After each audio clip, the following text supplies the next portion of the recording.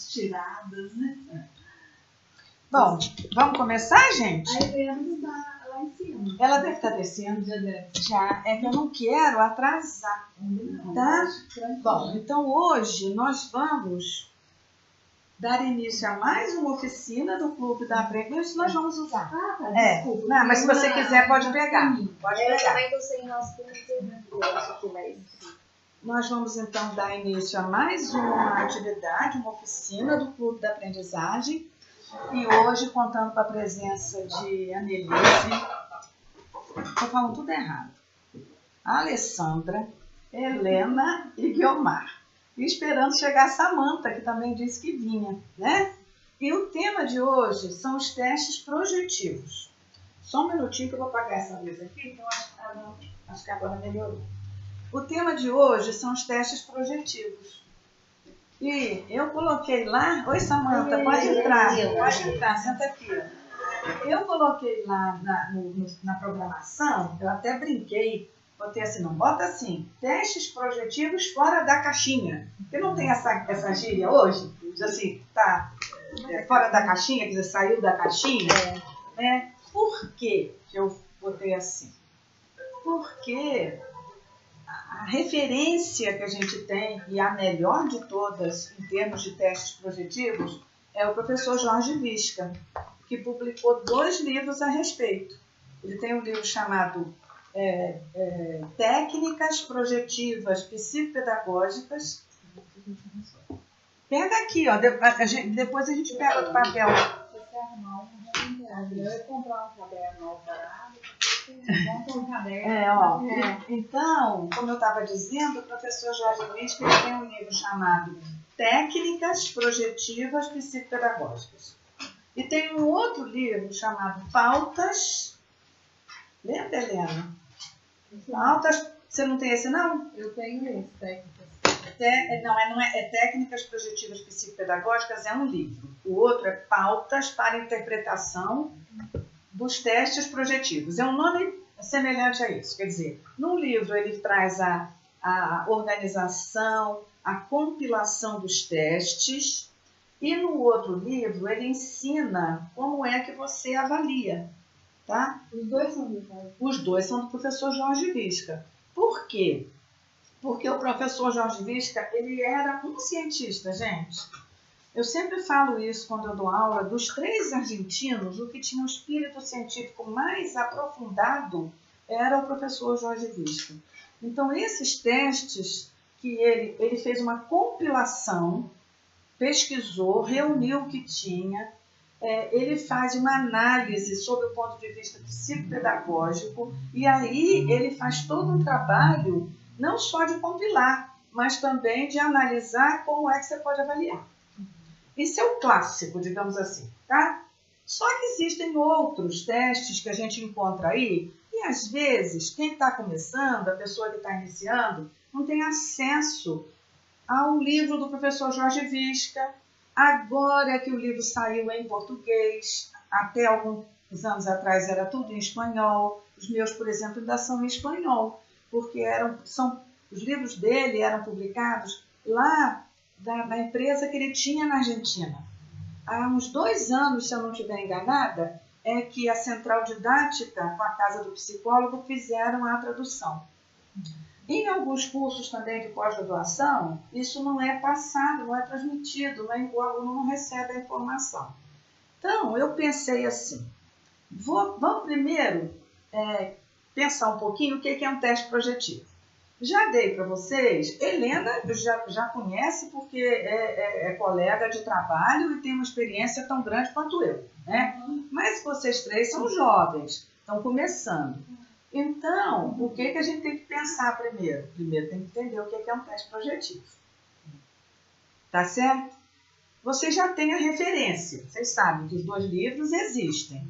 Daí, eu pensei assim, vamos hoje abordar primeiro o que é a projeção, o que é um teste projetivo, e daí eu trouxe 3 testes que eu vou passar para vocês, depois eu vou botar outros na plataforma, e trouxe um que já está também formalizado, impresso, que é da Leila Sara Chamar.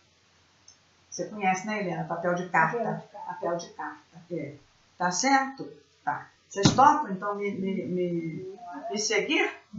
Bom, então vamos lá. Primeira coisa, a gente tem que entender o que é um teste projetivo.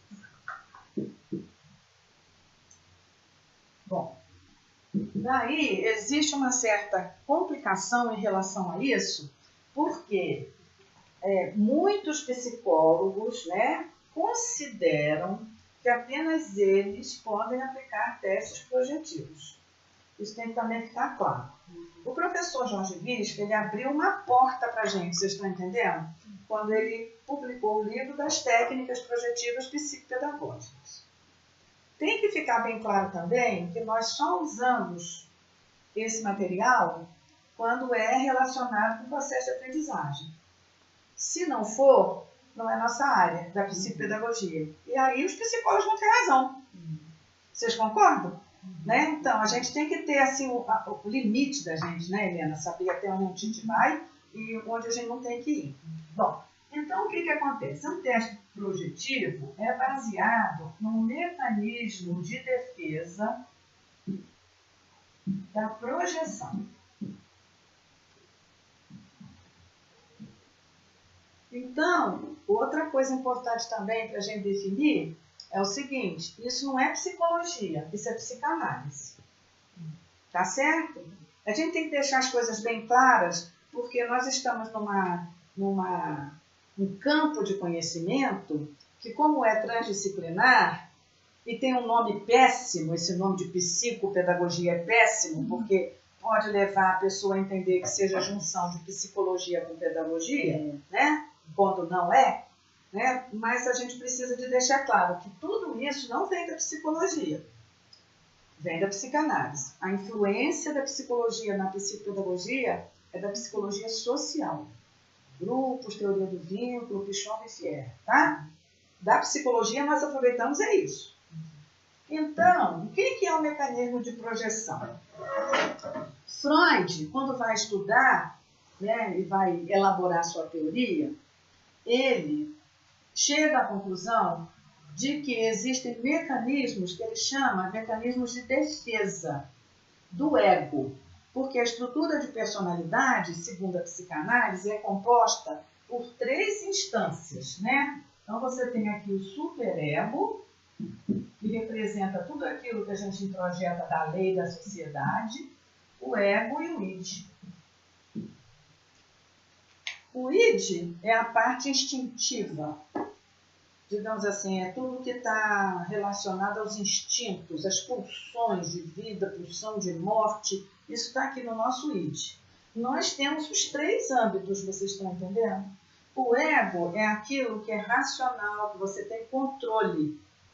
É com o ego, por exemplo, agora nós estamos aqui trabalhando a partir do nosso ego. A nossa parte racional, tá? Do nosso ego.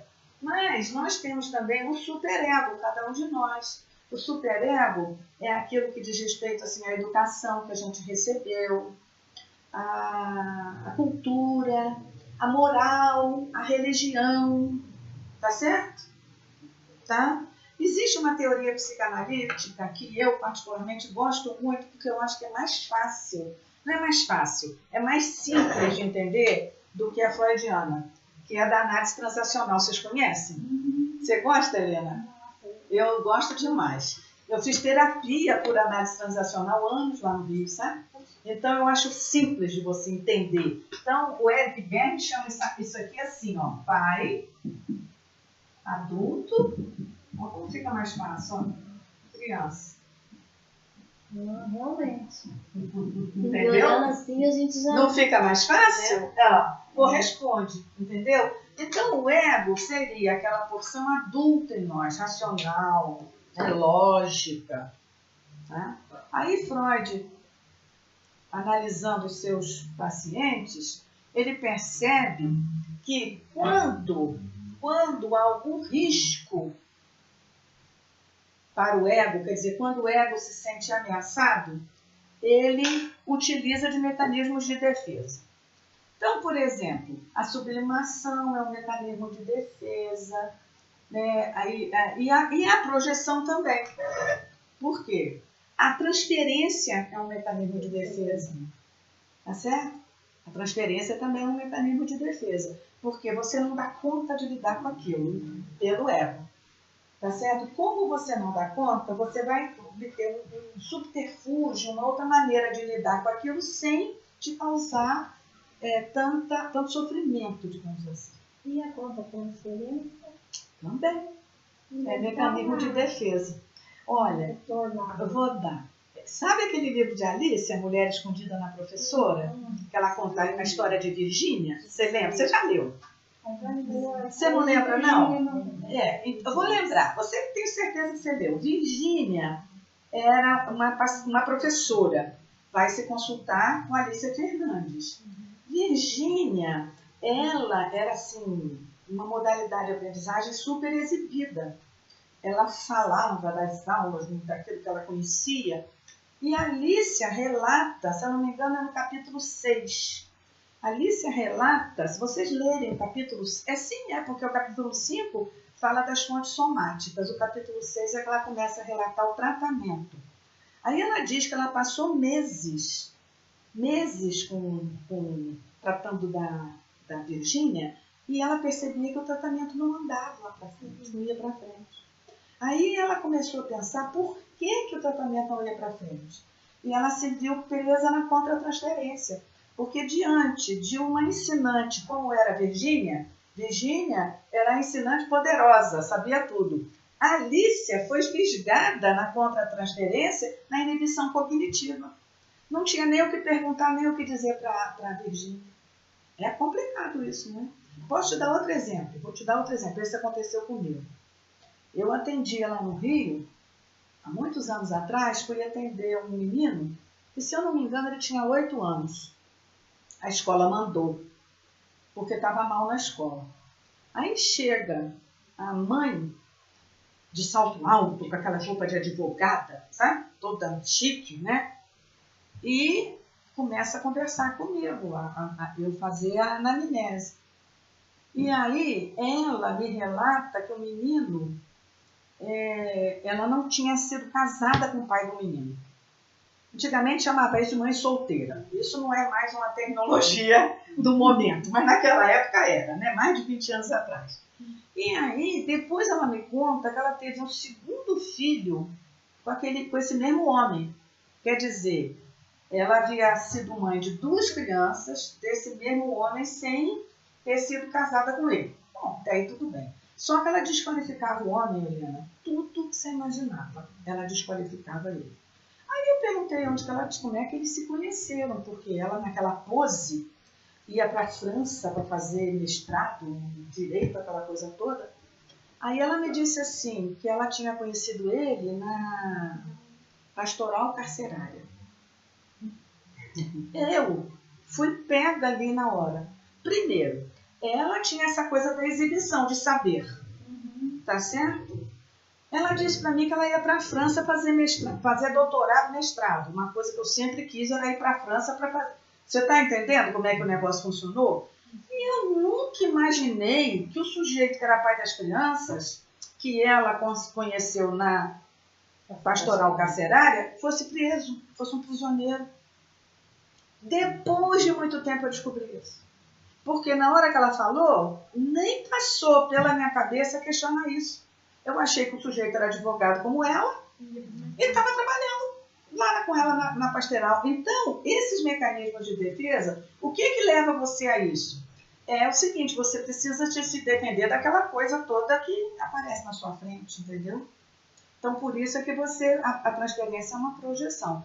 Se não é contra a transferência, por exemplo, se a gente sempre tem um professor muito querido, não tem? Não tem aquele professor que você não gostou mais, falando da questão da escola. Por que você gosta mais de um e menos de outro? Porque você transfere para aquele que você gosta mais algumas características de pessoas com as quais você conviveu. Você formou um vínculo sadio e transfere para aquele que você não gosta o oposto disso. Tá? A projeção é um mecanismo de defesa. A história clássica que Freud conta é a do pequeno Hans. Você conhece a história do pequeno Hans? Lembra? Da história do cavalo? Eu vou contar, não sei se a Alessandra sabe também. É assim, eu contei para vocês na aula de psicanálise, vocês devem estar lembrados. Freud vai tratar de um homem, um sujeito adulto, mas na hora dele escrever a história, ele chama de pequeno Hans, porque ele percebe que o sujeito tinha uma imaturidade, se posicionava como uma criança. Qual é a história? A história era que o Hans tinha pavor, tinha, como é que se diz, pânico de cavalo.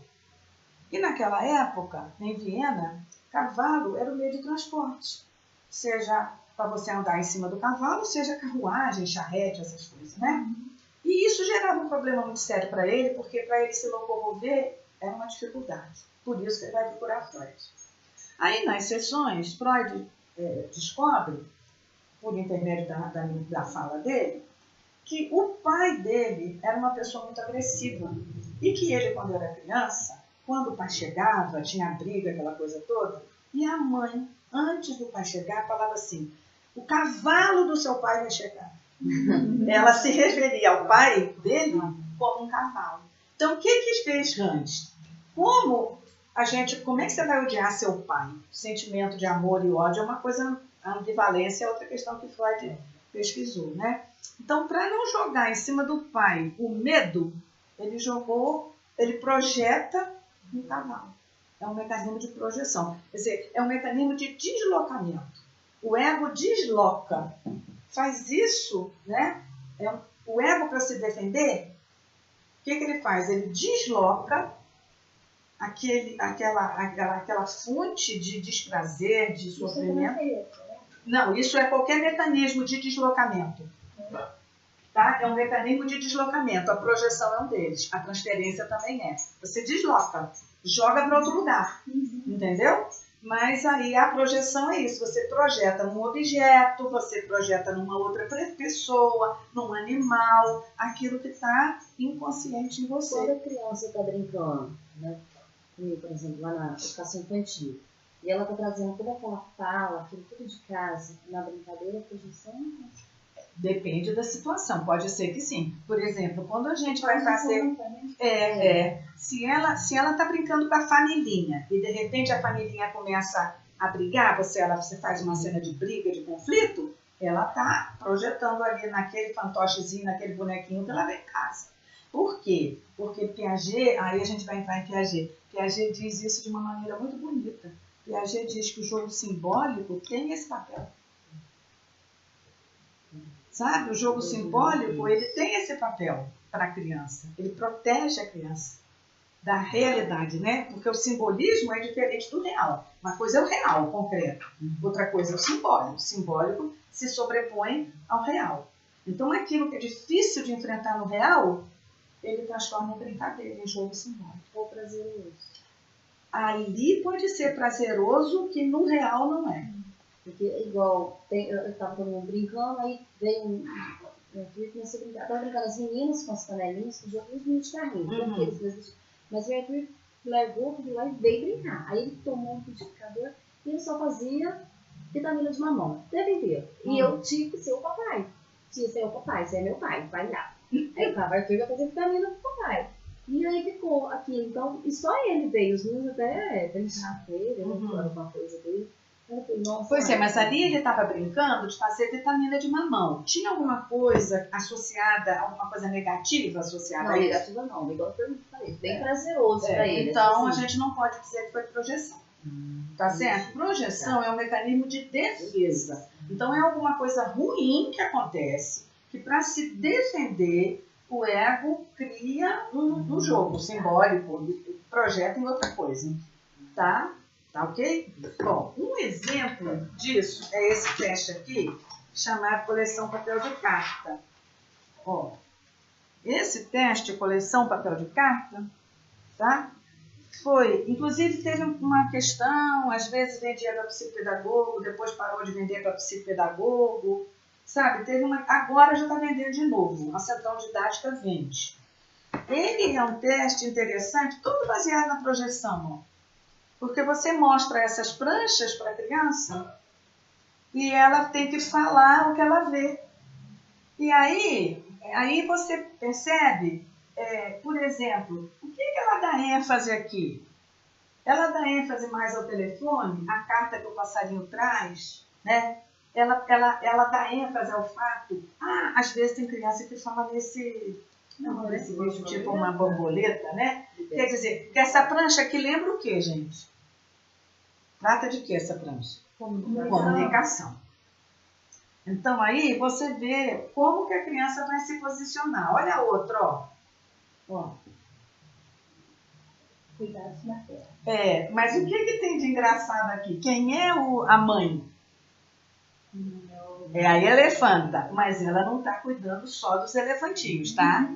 Ela também está cuidando do menino. E é interessante que às vezes quando você trabalha, tem criança que fixa no sapo. Tem criança que fixa nos 2 coelhos, que não estão tendo cuidado da mãe. Tem criança que fixa no sol, porque vocês estão percebendo que aqui existem vários elementos. Não é só a elefanta dando banho nos elefantinhos, são vários elementos, né? Tem um aqui que é o do macaquinho, deixa eu pegar o do macaquinho para vocês verem. Essa daqui eu acho ótima. Deixa eu botar aqui para vocês falar dele. Essa aqui é a família, vocês estão percebendo? E aí tem os pintinhos, isso aqui não é pinto, não é pato, né? Tem os patinhos, cada um tem um comportamento, vocês já repararam? Esses 2 estão buscando a comida, esse aqui está se distraindo, esse aqui está mais perto dos pais e esse aqui está chorando. Aí você vê a projeção, porque é aquilo que a criança vai olhar e vai falar. Aquilo que chama mais atenção a ela é com o personagem com o qual ela se identifica. Mas aí como é que você fala? Não, aí você tem toda uma consigna. Esse é um teste que foi padronizado, Samantha. Tá? Aqui você tem, por exemplo, você tem toda a orientação no livro, prancha por prancha, o que você vai ter que analisar em cada prancha, tá? Tem aqui, por exemplo, um roteiro da avaliação. Isso aqui é um teste padronizado, científico, teve um universo, uma amostra. Eu estou mostrando para vocês o que existe. Isso aqui existe, tá certo? A gente precisa saber o que existe, porque senão você compra, às vezes, o que não serve. Isso aqui é muito bom. Tá? Agora, existem testes mais simples, muito mais simples. Né? Então eu separei 3 para vocês. Deixa eu ver aqui. Esse aqui, eu já até imprimi para vocês poderem acompanhar e a gente discutir. Situação agradável e desagradável. Vejam aí como que é. A nossa vida é assim, não é? Nós temos situações agradáveis e temos situações desagradáveis, não é isso? Como é que a gente aplica esse teste? Leiam aí. Qual é o material? Primeiro, vamos ver o material. Papel sulfite ou colorido, canetas bibliográficas, diversas cores, papelão de tamanhos variados, lápis de cor mínimo, uma caixa contendo 12 unidades. Isso. Tinta guache com cores básicas, massa de modelar em pó, lápis preferido 2, borracha, apontador, pincel atômico, vermelho e azul. Lápis de cera de uma espessura. Vocês vejam que esse teste exige um material bem amplo, né? Lápis de cera, massinha, lápis de cor, essa coisa toda, tá? Para que a criança possa se expressar, né? Vamos lá. O que mais, Belmar? Como é que aplica? Qual é a consigna? Gostaria que você mostrasse para mim uma situação que gosta muito. Deve-se acrescentar, use o que quiser desses materiais. Ao término da atividade, o terapeuta deve indagar sobre o que foi feito, explorando o conteúdo latente do material. Em seguida, ou mesmo em outra sessão, deve-se solicitar ao sujeito que mostre, utilizando os materiais, uma situação que não gosta. Isso. Então, primeiro a gente dá todo esse material, folha de papel, não é? Porque os testes projetivos, eles, como a pessoa vai ter que se projetar, então ela vai ter que produzir alguma coisa ou analisar alguma imagem ou algum objeto para a gente poder chegar a alguma conclusão. Aí diz assim, A gente tem que explorar o conteúdo latente. Não é isso que está escrito? Isso. Então, vamos ver o que é latente, né, e o que é manifesto. Ó, em toda situação, até na linguagem, você tem um conteúdo manifesto. Manifesto é aquilo que a pessoa produz concretamente. Então, vamos dizer que com esse material todo, lápis de cera, lápis de cor, lápis preto, caneta azul, caneta vermelha, papelão, sei lá, massinha, você disse assim, você vai mostrar para mim, ou vai fazer com esse material, vai me mostrar uma coisa muito boa, uma coisa agradável que aconteceu com você. Vamos dizer que ele desenha uma casa. A casa é o manifesto. Vocês estão entendendo? O manifesto é o produto. É o produto. Desenhou uma casa, ou fez lá uma casinha de massinha. Isso é o que está manifesto. Agora, o que está latente? É o significado. O que significa a casa? Né? Então, por que a casa é algo agradável? Então, a exploração, no caso, você tem que ter uma conversa. É igual nesse teste aqui da papel de carta, a criança fala sobre as imagens que ela vê. Nesse teste, situação agradável e desagradável, ela vai produzir e a gente tem que conversar. Tem que perguntar. Perguntar. Por quê? O que a casa te lembra? Aí você vai, né, Helena, escarafunchando para ver o que aflora. Porque não fez a casa à toa, concorda? Tanta coisa para fazer, por que vai fazer uma casa? Estou dando um exemplo. Né? Isso daí, se é agradável, se é uma coisa boa, a gente precisa ver o que há de bom nessa casa. Pode perguntar, tipo, quem mora nessa casa? Por que você gosta de lá? Você começa pela situação agradável. E aí está dizendo para vocês que em outra oportunidade, o que nós vamos fazer? A desagradável, do mesmo jeito. E aí você vai poder ver o que aparece como manifesto no agradável e o que aparece como manifesto no desagradável. Se existe relação entre uma coisa e outra, se não existe. E, importante... Tem relação com a situação da pessoa aprendendo? Tem relação. Tem relação porque nosso foco é a aprendizagem.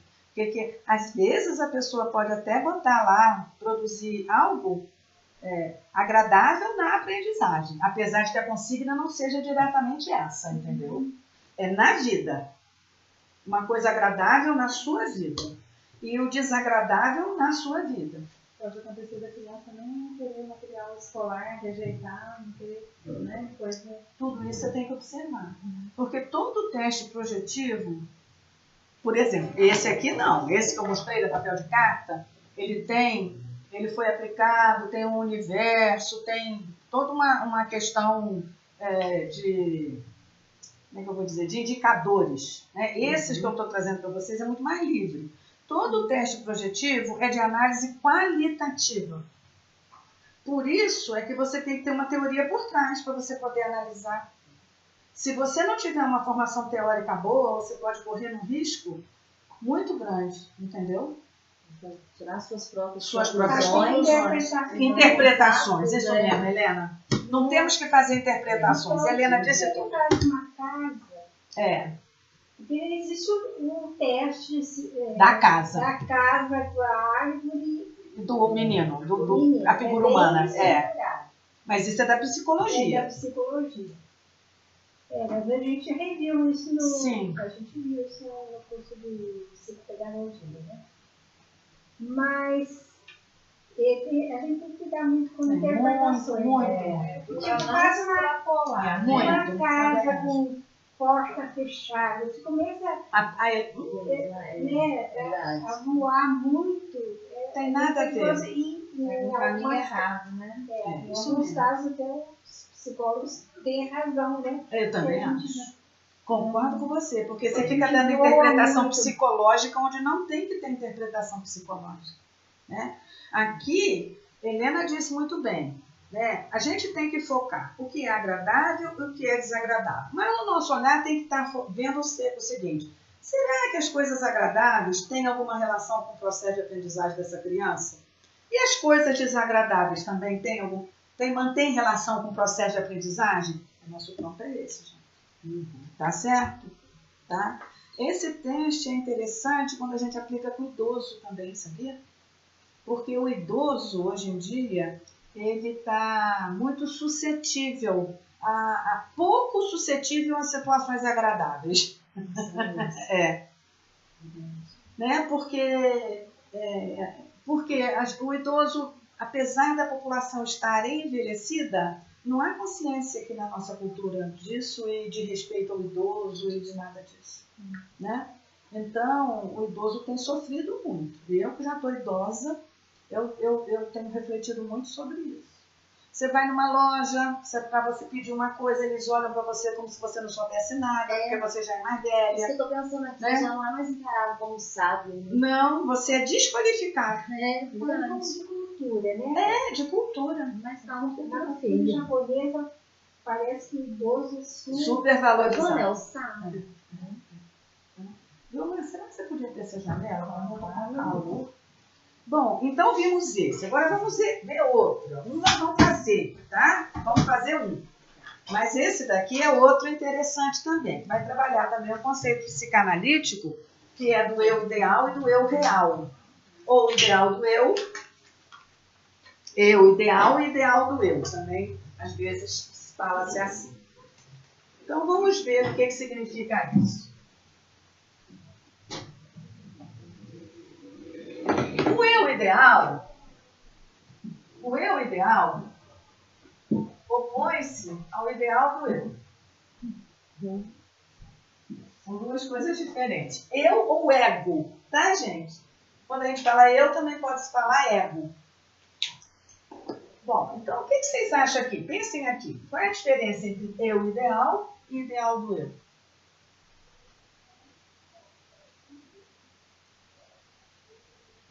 O eu ideal é algo que eu imagino ser. Sim. Ou que alguém tem expectativa sobre você. Tá certo? Por exemplo, às vezes os pais podem imaginar o filho, né, como o eu ideal do filho. Então, meu filho vai ter que ser médico, meu filho vai ter você que trabalha com isso, meu filho vai ter que família de advogado. Para a família de advogado, o eu ideal do jovem é que seja advogado, por exemplo. Né? O ideal do eu está mais ligado a cada um de nós, tá certo? Então, todos nós buscamos, almejamos, temos em conta alguma coisa que você gostaria de adquirir, que você gostaria de ter, né? Então, como é que é a técnica? Vamos ver.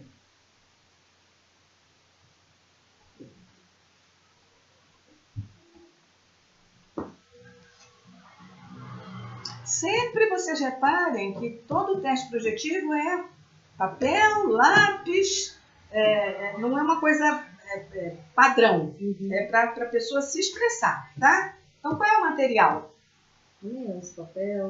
Papel, caneta, lápis, essa coisa toda. Qual é a consigna? Levantar os aspectos objetivos, cognitivos, que impedem a aprendizagem. Isso é o objetivo. Vejam bem, qual é o objetivo? Levantar os aspectos afetivos e cognitivos que podem afetar a aprendizagem. Vocês vejam que ele é bem dirigido para o nosso trabalho, né? Mas fica muito forte a consigna ser, por exemplo, gostaria que você me mostrasse de alguma forma como sua família te vê? Não, a consigna está aqui, ó. Primeiro momento, você vai pedir que o sujeito faça um desenho. Sim. Dá-se a seguinte consigna: gostaria que você me mostrasse desenhando como gostaria de ser. Quer dizer, como gostaria de ser é o ideal do eu. Como ele gostaria de ser. Tá certo? É porque esse teste tem momentos, ó. O primeiro momento é esse, ele vai fazer o desenho. Segundo momento, ele vai falar sobre o desenho. Tá? E aí você vai perguntar por que, que ele tem esse ideal, por que, que ele gostaria de ser aquilo, né? Você vai anotando tudo, né? Depois, o terceiro momento é, agora gostaria que você desenhasse como você é, tá? E o quarto momento é você também fazer toda a conversa a respeito. Primeiro momento, vai desenhar o que gostaria, como gostaria de ser. Tá projetando, não tá? Uhum. O terceiro momento, desenhar como você é. Aí você tem aqui, ó, o ideal do eu e o eu ideal. A idade. A partir, não pode ser uma criança muito pequena, né? Não pode, não pode. Aí, para você fazer isso, você tem que ter pelo menos 9, 10 anos, 11, por aí. Criança muito pequena não tem condição de fazer isso, não. Não vai ter vocabulário, não vai ter estrutura interna para elaborar essa pergunta, entendeu? Porque vai levar para um campo de abstração. Vai levar. O importante é que entre um momento e outro, o que a gente tem? Veja aí. Tem o primeiro momento que a criança vai desenhar como gostaria de ser. O segundo momento é o quê? Conversa. Aí parte-se para o terceiro momento. Outro papel, outro desenho. No outro desenho tem que fazer o quê? Agora, como que você é? E aí o quarto momento é o quê? Conversa, de novo. Tá certo? Então, nesse momento de conversa, é o que o princípio pedagogo vai mediar, vai levantar informações. Outra coisa importante. Nada disso tem sentido fora da história do sujeito, concorda? Vocês estão entendendo o que eu estou falando? Para você analisar um teste projetivo, você tem que conhecer a história do sujeito, o que está acontecendo com ele. A família, na escola, da vida dele. Quer dizer, você não vai aplicar um teste projetivo no início de um diagnóstico. Jamais. Porque você não vai te dizer nada se você fizer isso, entendeu? É sempre mais para o final que você vai aplicar. Porque a análise sua, ela deve ser pautada na informação que você já tem sobre a realidade do sujeito. Não só a realidade da escola, mas também a realidade familiar, a própria realidade dele, como ele se vê. Porque o teste vai mostrar isso, como ele se vê e como ele gostaria de ser. Quando a gente pede como você gostaria de ser, é isso aqui, ó. Porque geralmente ele projeta o que a família espera dele. Entendeu? Como ele é isso aqui. Eu tenho que chamar de técnica projetiva. Eu acho que você tem razão. Eu concordo com você. Eu concordo com você. Teste, papel de carta, eu acho que é um teste. Padronizado e tal. Agora, será que você escreveu técnica projetiva? As técnicas, eu acho que você está coberta de razão, Helena. São técnicas que a gente usa, baseadas no mecanismo da projeção, que é um mecanismo de deslocamento que Freud elaborou. Então, a gente tem que entender como técnica, não pode ser desassociada da história do sujeito, porque senão não vai ter sentido. Vocês estão percebendo? Nesse sentido, todo desenho tem um conteúdo projetivo. Todo. Exatamente. Helena falou e disse, a voz da experiência. Né? Todo desenho tem um conteúdo projetivo. Todo desenho. Tá certo? Daí nós vamos partir para a terceira técnica. Essa terceira técnica nós vamos fazer aqui. Vocês vão fazer em dupla. Tá? Por isso que eu trouxe papel. Essa técnica eu vou aplicar em vocês. Então é assim, ó. É um papel para cada dupla. Vocês têm aqui um material que vocês podem usar o que quiserem. Pode até ter mais material, mas como era com vocês, o que eu separei, gente? Ó, eu separei lápis de cor, canetinha, lápis e borracha, tá? E aí, é assim. Uma de vocês duas, vocês podem escolher quem vai fazer um rabisco no papel. Escolhe um material e faz um rabisco no papel. A outra que faz parte da dupla, vai ter que olhar para aquele rabisco e, a partir dele, criar uma imagem, uma figura, um desenho. Deu para entender? Tá? Depois, vocês podem, a partir do que a outra criou, vocês podem elaborar, vocês podem colorir, tá certo? Vocês podem, mas é assim, alguém dá a partida, a partir de um rabisco, não é um desenho formalizado. Rabiscou o par, quer dizer, se você estivesse no consultório, era você e o seu cliente, era o terapeuta e o cliente. Aí, quem começa é o terapeuta. Quem começa é o terapeuta. O cliente, porque você vai ver que leitura ele vai fazer do desenho para ele projetar. Deu para entender? E o terapeuta faz sem intenção. É, um rabisco. Um rabisco. A lei rabisco é rabisco, não é uma coisa. Topam fazer? Então vamos lá. Vamos lá, eu vou pegar uma água. Alguém quer água? Obrigada. Acho que você vai embora.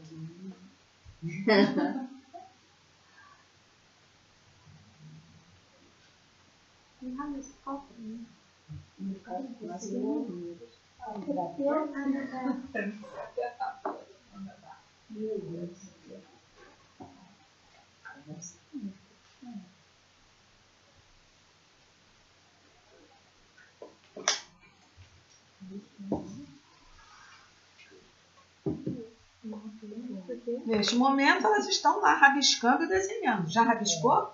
Vamos lá, Samanta. Depois que ela rabiscou, vou fazer alguma coisa.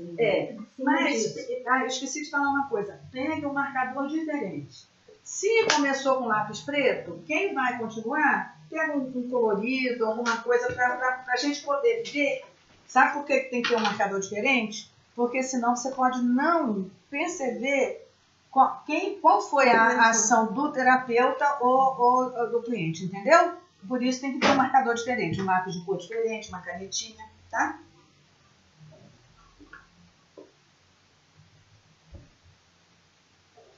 Então agora vocês vão terminar o desenho, fazer o desenho.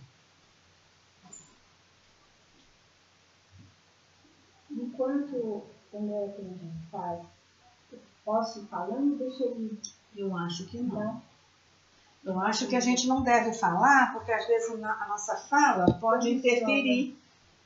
Eu acho que deve ser um momento em que ele tem que olhar para o rabisco, né? Ele vai projetar alguma coisa naquele rabisco para criar um desenho. E o fato de você usar dois lápis de cor diferente é para você poder identificar de onde partiu o desenho.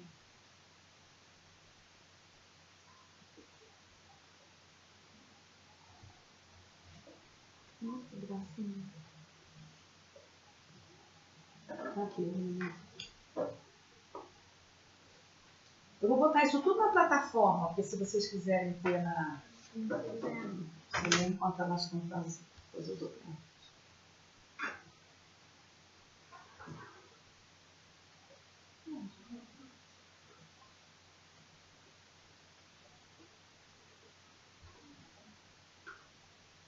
Agora, Leonardo e Helena, vocês vão conversar. O que significa? Por que ela... Vocês estão entendendo? Por que ela, a partir do seu traço, chegou a isso? Né? Que sentido isso tem na vida dela? Enfim, o que significa? E a Lei Samanta também.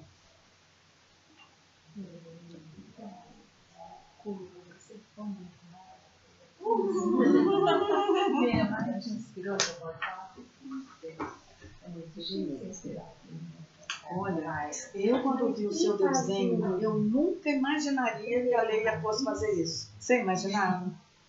Eu já pensei num barco. Você pensou? Então conversem vocês duas que eu não quero atrapalhar.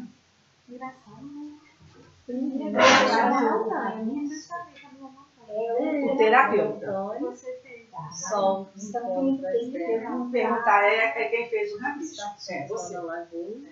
É você. Exatamente, Helena. Por que eu marco? Ela vai me analisar para descobrir meu segredo. Legal. Aí me veio Lá na creche depois da escola. Rabito vai pular. Fecha ali, Guilmar. Que Rabito é triste. Ontem ele pulou. Agora abriu a porta. Vai, Rabito. Olha, a gente trabalhando com a gente. também? Legal. Vou ligar o ventilador. Se alguém couber, né, que eu pedi, fala algumas coisas, que ele faz um desenho, que interessante.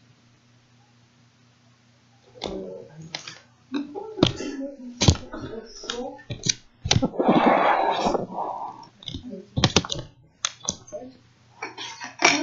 quando eu vi uma curva, eu pensei nas montanhas de Minas e pensei também no desenho de curva dá uma perspectiva de criar, né, paisagens. Eu gosto muito do pôr do sol e eu, ao ver a curva, né, desenhada, eu imaginei montanhas de Minas, que é uma coisa assim, inspiradora, natureza, né? Então, eu imaginei a água, os pássaros, toda coisa. Você não é uma montanha que fala que eu imaginei igualzinho. Deu para entender? Agora vamos ver vocês duas. Vocês já chegaram a alguma... Deixa eu tirar uma foto da gente desse grupo um pouquinho para cá. Peraí, olha para cá, Samuel. Você não quer tirar o Marcelo? Você sabe. Eu quero, Samanta.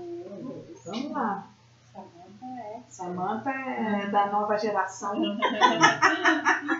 Essas meninas da nova geração sabem tudo. Saiu todo mundo, Samanta? Você está me cortando, Samanta. Você tem que ir pra lá. Bom, que parece que eu vi. Pode passar uma tadinha, cara. Eu também acho. Oi? Foi. Essa é uma criança. Filhas são crianças. Agora vamos ver o desenho de Alessandra e Samanta. Como é que foi? Quer dizer que, pera só um instantinho. Pelo que eu escutei, Helena fez uma linha, não foi? Eu não posso dizer O que você pensou. Não, eu estou falando assim, o manifesto, Helena, o manifesto foi uma linha, não foi? Aí, olha só que interessante, a Guiomar pegou o seu manifesto, criou um desenho a partir de algo que estava latente nela, que ela disse que lembrou das montanhas de Minas. Vocês estão entendendo? Ó, as montanhas de Minas é algo que está dentro de você, de um significado, né? Que você expressou aí. Deixa eu ver o desenho, posso? Que eu estou vendo assim de fora de lugar. E a gente pode fazer alguma coisa junto que inveja ou vanglória. E fazer inveja. Olha aqui, gente, ó, o desenho que elas criaram, ó. Tá vendo? O traço de Helena foi esse aqui, ó. A partir desse traço, Guiomar criou esse desenho, ó. Agora vamos ver Samanta, interessante, foi muito parecido, vocês querem ver? Mostra aí, Samanta e Alessandra. Ó. Não foi parecido? E o que a Alessandra disse que produziu, Samanta? Então, ela fez os patins, né? Patins, um pôr do sol e uma montanha.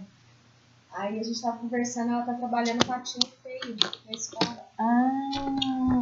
Você se lembrou disso? Ela tem patinho feio. Legal, né? De um tanto de... Uma linha sinuosa. Vocês vejam como que é interessante essa técnica, porque quando eu vi o rabisco que ela fez, eu falei, gente, se fosse eu, nem sei o que eu ia fazer com isso. Quando eu vi ela fazer a montanha, o sol, eu fiquei boba. Aí você vê como que a gente tem riqueza interna, né? A gente tem muita riqueza. Significado, né? Os patinhos, no caso ali, ela lembrou da atividade profissional dela, né? Cada pessoa vai trazer aquilo que está dentro de si, como significado, entendeu?